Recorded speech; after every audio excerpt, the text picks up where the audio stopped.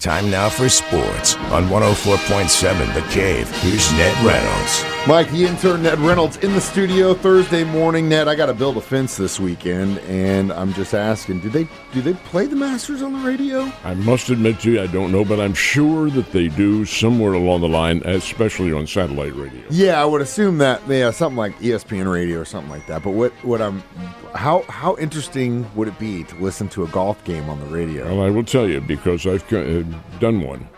We had, when I was a kid, a Cub reporter back in the, late 50s, early 60s. My small hometown station in South Jersey did a PGA regional tournament. This is a qualifying tournament for the U.S. Open, which are held all over the country, all over. Well, this was the South Jersey one, and my station manager decided to put it on.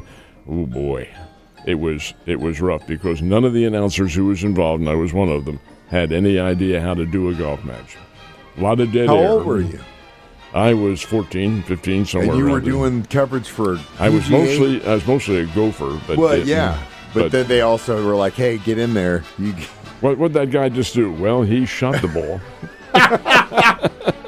Lord, I'm glad I asked first and second. I wish they had a copy of that. I'd love to hear it. All right. Well, in that vein, we're in the early stages of the Masters right now, aren't we? It's actually the first group is just now teeing off.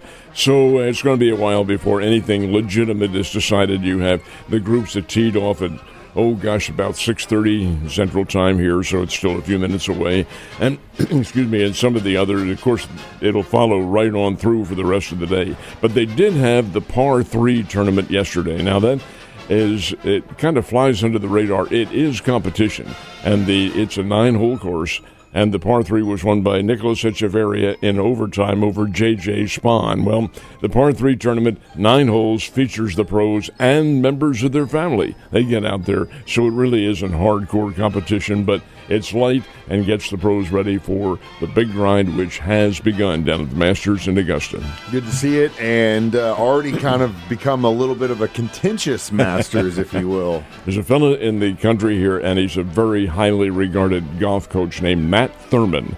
He's the very successful golf coach at Arizona State University. Well, he has a star pupil out there on the course, a guy named Jose Luis Ballester, who is one of his students at Arizona State, kid from Spain. He's a 2-time All-America, and he is the reigning U.S. amateur champion from Spain, but that's fine. He can play in the amateur championship anyway. Coach Thurman out there on the course with Jose Luis Ballester yesterday, watching him practice and so forth, and all of a sudden he feels a tap on the shoulder, and it's a PGA official says, you can't stay here. He says, why? I'm Arizona State golf coach. Says, yeah, but you're wearing shorts, and shorts are not permitted. And the coach said, God, that is exactly right. They are not permitted on this course by anybody, anytime, anywhere. So he was ejected from the course for yesterday, but he'll be back today with long pants on. With pants on. I don't know what it's probably my mother and me, born with a chip in my shoulder, but that's one of the things about that game that drives me crazy. It's like homeowners association. What do you mean? What do you mean? Oh, we're gonna be outside. It's 80 degrees. I can't wear shorts. What's wrong with you? Tradition. I get it, but come on. Traditions are made to be broken. St. Louis Blues had a 12-game winning streak, did come to an end a few days ago.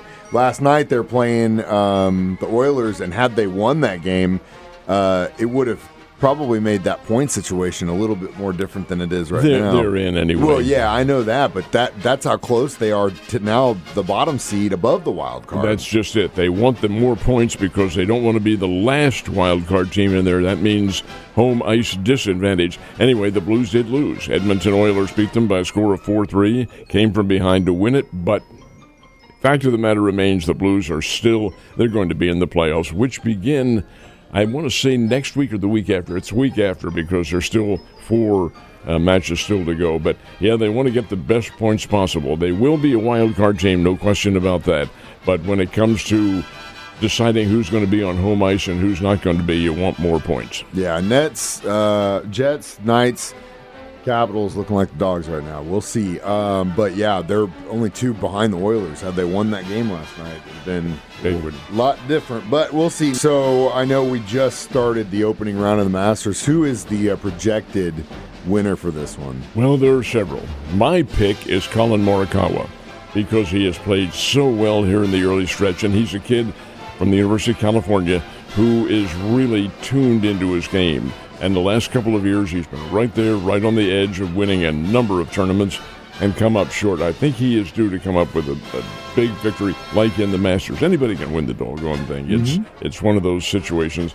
But the defending champion, Scottie Scheffler, and he is bidding to become only the 4th golfer, I believe it is, to win back-to-back Masters championships. And he is certainly strong enough to do that. So we'll see what happened. The early group is Patton Kazir and Davis Riley. They were the first ones to tee off. They're about an hour and a half into their match. So it's really too early to even take a look at the leaderboard. But when it all ends after the first 18 holes today by all the groups, we'll have probably a log jam at the very top. But fact of the matter remains that this is a fun situation. The whole golf world is focused in on the Masters. It is the premiere of the Grand Slam events in the world of golf. U.S. Open coming up. That'll be a little bit later on. Actually, the PGA tournament, which is the second, is in May. So we have 3 of them right in a row, PGA, U.S. Open, and then the British Open comes in. Looking at the book, Rory is actually right behind Scotty. and McIlroy is another very strong favorite. Yeah, and that's something else I was kind of shocked at. I just wanted to see how much money's been spent on betting on that thing so far. All right, St. Louis Cardinals, how'd they do yesterday? Oh, boy. They had their chances to win, and they didn't do it. Okay, the game is 0-0. This is the Pittsburgh Pirates and the St. Louis Cardinals getaway game at PNC Park in Pittsburgh. Pretty good pitching matchup yesterday, and the Cardinals did get Eric Fetty, who pitched no-hit baseball for 6 innings. Boy, everybody's focused in. Now, there weren't very many people there, but everyone was focused in thinking, do we have the first no-no of the season coming up here? Anyway, the Pirates finally did get ahead, but neither team scored. 0-0 going into the 10th. And, of course, you start with the ghost runner. Well, the Cardinals got that ghost runner in scoring position, could not bring him home. Neither could the Pirates. Anyway, to make the long story short, the game was 1-1 in the last of the 13th inning. Joey Bart at bat for the Pittsburgh Pirates with 1 out, a single out into left field. Oh, boy, Pittsburgh wins the game 2-1, a walk-off base hit by Bart. And indeed, the Cardinals have lost, I think, 7 of their last 9 games and not playing very well. Take today off and then have the Philadelphia Phillies coming in this weekend. Hopefully they can reset at home, but, it's still early in the season. We've only got 12 under our belt, and Royals didn't really do much better at Kauffman yesterday. I had Joey Ryan pitching against them for the Minnesota Twins. Now, Ryan is one of those lower draft choices who's come on, a kid out of Cal State Stanislaus, which is a Division II program, but Ryan's a good pitcher. He had the Royals shut out on 2 hits, and the Minnesota Twins win by a score of 4-0. That's a significant circumstance for Minnesota. They're not a real good team, but if they can get their pitching staff in order, their offense is just good enough to scratch out some wins, and they did scratch one out last night in Kansas City, 4-0.